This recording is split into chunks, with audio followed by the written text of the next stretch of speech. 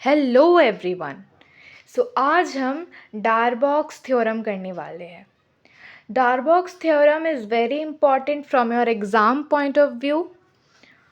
डारबॉक्स theorem को हम intermediate value theorem भी कहते हैं। अब ये इंटरमीडिएट मतलब किसी दो वैल्यू के बीच का। इंटरमीडिएट मतलब तो वही होता है ना, बीच वाला वैल्यू। तो इसी से हम समझ पा रहे हैं, इस नेम से ही हम समझ पा रहे हैं कि डारबॉक्स थ्योरम कुछ ना कुछ बीच वाला वैल्यू से रिलेटेड होगा। जैसे हम रोल्स थ्योरम किए, लैग्रेंजेस थ्योरम किए, कॉचीज़ थ्योरम किए, वैसे ही ये फोर्थ थ्योरम है इस चैनल का। और अगर आप इससे पहले थ्योरम जो करवाए मैंने वो सब नहीं देखा होगा तो इसे समझना थोड़ा मुश्किल है, क्योंकि उसी से रिलेटेड ये जाएंगे हम। ठीक है, स्टेटमेंट क्या बोल रहा है? If a function f x is defined on closed interval a b such that fx is continuous in closed interval ab, fx is differentiable in closed interval ab and fa is not equal to fb. सो अगर हम Rolle's theorem और Lagrange's theorem का अगर differentiate करें दोनों में, तो Rolle's theorem में क्या था? उसमें था f x is continuous in close interval a b. ये लैग्रेंजेस में भी था, रोल्स में भी था। F x is differentiable in open interval a b, ये था हमारा रोल्स में और लैग्रेंजेस में। ये क्या था? ओपन इंटरवल ए बी में था। और यहाँ पे ये क्या है? क्लोज्ड इंटरवल ए बी में है। मतलब इसको हम एक लिमिट दे दिए, बाउंड कर दिए। ए बी ये बाउंडेड एरिया है, उससे बाहर नहीं जाएगा। And f a is not equal to f b. Rolle's में क्या था? F a is equal to f b था। ठीक है, लैग्रेंज में भी नॉट इक्वल टू था, लेकिन उसमें ये अलग था। तो डिफरेंट है, कोई भी सिमिलर नहीं है। कंडीशंस आप अच्छे से देखिए, क्योंकि यही इंपॉर्टेंट कंडीशन है। अगर ये तीनों कंडीशन सेटिस्फाई कर रहा है, then fx must take at least ones of values between fa and fb. ठीक है, अगर ये कंडीशन फुलफिल करता है देन fx जो है, कोई एक fx जो फंक्शन है मेरा, मस्ट टेक एटलीस्ट एक वैल्यू fa और fb के बीच में कोई एक वैल्यू वो लेगा d, जिसको हम ऐसे ही अभी d मान रहे हैं। If d be any real number between fa and fb, अगर d कोई भी रियल नंबर है fa and fb के, then there exists a real number x belongs to closed interval ab such that fx equal to d.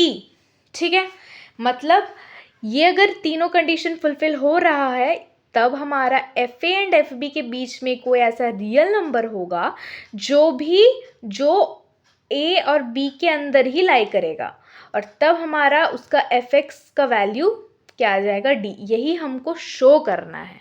ठीक है, तो अभी तो पहले हम प्रूव कर देंगे कि हमारा ये जो है ये आ रहा है कि नहीं, f x equal to d आ रहा है कि नहीं, ये सबसे पहले प्रूव करते हैं।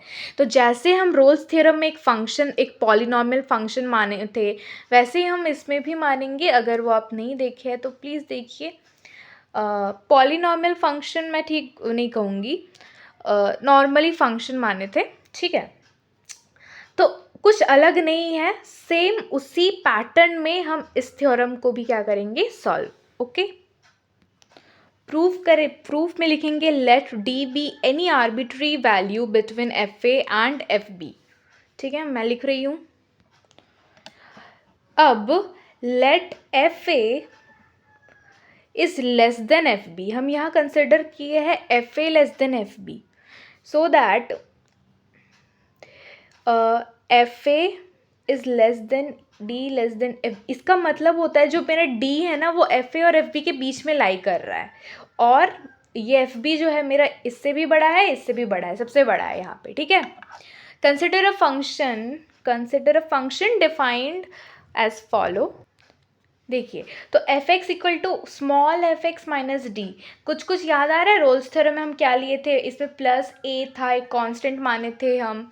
ठीक है, और एफ ए और एफ बी का वैल्यू पुट करके फिर सॉल्व किए थे। बस उसी तरह से सॉल्व करना है इसको।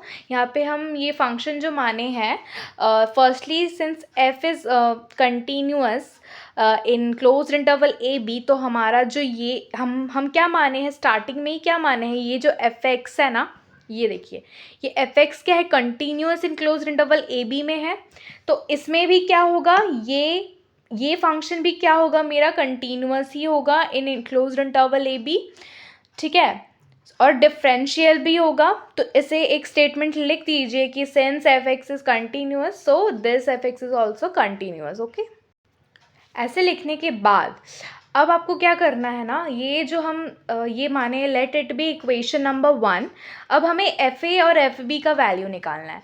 तो इसमें क्या करना है, कुछ नहीं, खाली एक्स के जगह एफ ए लिख देना है और एक्स की जगह एफ बी लिख देना है, ठीक है। यहाँ पे इन इक्वेशन 1 में एफ ए को इस तरह से लिखूँगी, f a is equal to small f a minus d, ठीक है, और f b is equal to small minus b, okay sorry, small b minus d. Okay, so हम जानते हैं कि ये जो मेरा एफ ए है ना, ये हमने क्या माना कि वो बी से छोटा है, ठीक है।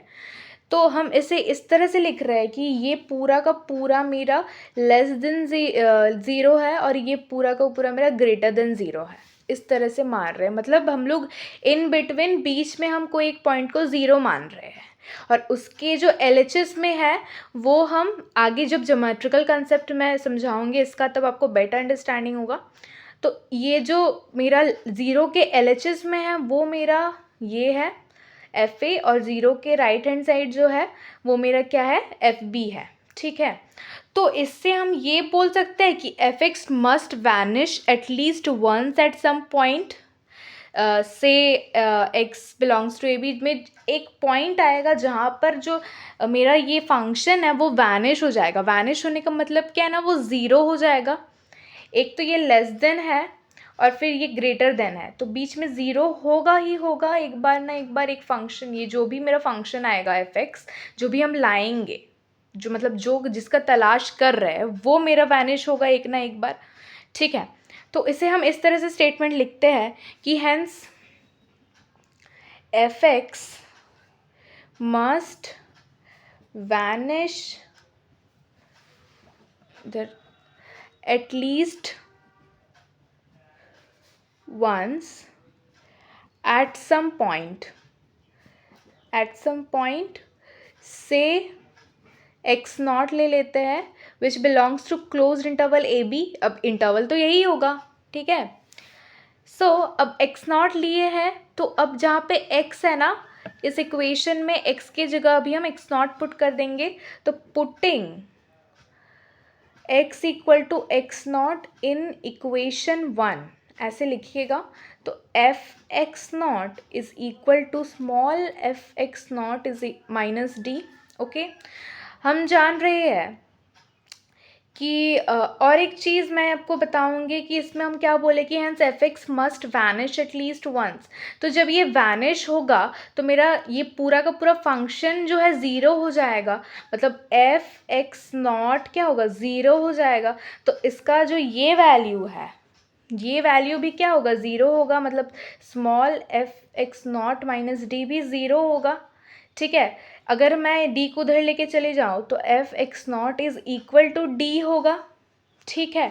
कुछ समझ आया अभी तक? ये जो f x naught equal to d था ना, यही तो हमको लाना था, यही तो बोल रहा था कि ये देखिए, if d be any real number between f and f then there exist a real number x which belongs to closed interval a b such that f x is equal to d. तो वही हम माने, तो हमारा value तो एक D आ गया। F x not को हम तो क्लोज इंटरवल ए बी में ही माने, और हम क्या बोले कि एफ ए और एफ बी, ये जो मेरा चीज़ है, एक मिनट, ये एफ ए और एफ बी, ये ज़ीरो के इस तरफ, ज़ीरो के इस तरफ, बीच में कोई भी फंक्शन जो ज़ीरो होगा उसको हम एक्स नॉट माने, ठीक है। ये एक्स नॉट एक्स ज़ीरो आप कुछ भी बोलिए, उसको माने, और उसका जब हम वैल्यू देखें तो वो डी ही आ रहा है, जो हम कंसिडर स्टार्टिंग में ही किए थे कि वो डी ही आएगा, ठीक है। आई होप ये आपको थ्योरेटिकल पार्ट समझ आया, क्योंकि थ्योरेटिकल पार्ट समझना इम्पॉर्टेंट है। एग्ज़ाम में आपको थ्योरेटिकल पार्ट ही लिखना है, अगर बोलेगा तब हम ज्योमेट्रिकल पार्ट करेंगे। अभी हम ज्योमेट्रिकली भी आपको समझा रहे क्या हुआ यहाँ पर, ठीक है। जैसे कि ज्योमेट्रिकल में कुछ है नहीं वैसा उतना कुछ, लेकिन समझने का समझिए आप। ये हम क्या बना रहे हैं, एक सेमी सर्कल बना रहे हैं, ठीक है। तो ये पॉइंट जो है मेरा ए पॉइंट है, ये पॉइंट हमारा बी पॉइंट है, ठीक है। तो एक एच डिस्टेंस में एक और बनाएंगे तो ये वाला पॉइंट ए प्लस एच हो गया, और एच डिस्टेंस इधर, मतलब इससे एच डिस्टेंस आगे बढ़ेगा, पीछे करेंगे तो माइनस आएगा, तो यहाँ पे क्या हो जाएगा, बी माइनस एच होगा, ठीक है। अब हम एक पॉइंट ले रहे हैं यहाँ पर सी, ठीक है। ये पॉइंट क्या होगा, एफ सी, यहाँ पर ये एफ ए प्लस एच, ये एफ बी माइनस सी, ऐसे एच, ठीक है। यहाँ पर जो हमारा ये है एफ सी है, ठीक है, ये जो पॉइंट है ये भी, ये बी से बड़ा है, ये ए से भी क्या है, बड़ा है, ठीक है। तो इसमें हम ज्योमेट्रिकली ये बता रहे हैं कि जब हम इसका डेरिवेटिव निकालेंगे तो वो इक्वल टू ज़ीरो होगा। तो वो इक्वल, क्योंकि ये जो लाइन आप देख रहे हैं, एक पॉइंट आएगा जब ये पैरेलल हो जा रहा है, देखिएगा इधर से आगे है, ये इंक्रीजिंग है, देन पैरेलल, देन डिक्रीजिंग। सो इस पॉइंट पे जब हम एफ डैश सी निकालेंगे, ठीक है, वो ज़ीरो हो जाएगा हमारा। हम यही कहे थे उसमें ऊपर में कि ये जो एफ ए है मेरा, इस तरफ एफ ए है, वो क्या है, ज़ीरो से कम वाला वैल्यू है, और एफ बी हमारा क्या है, ज़ीरो से ज़्यादा वाला वैल्यू, आई मीन ये ज़ीरो से ज़्यादा वाला वैल्यू है।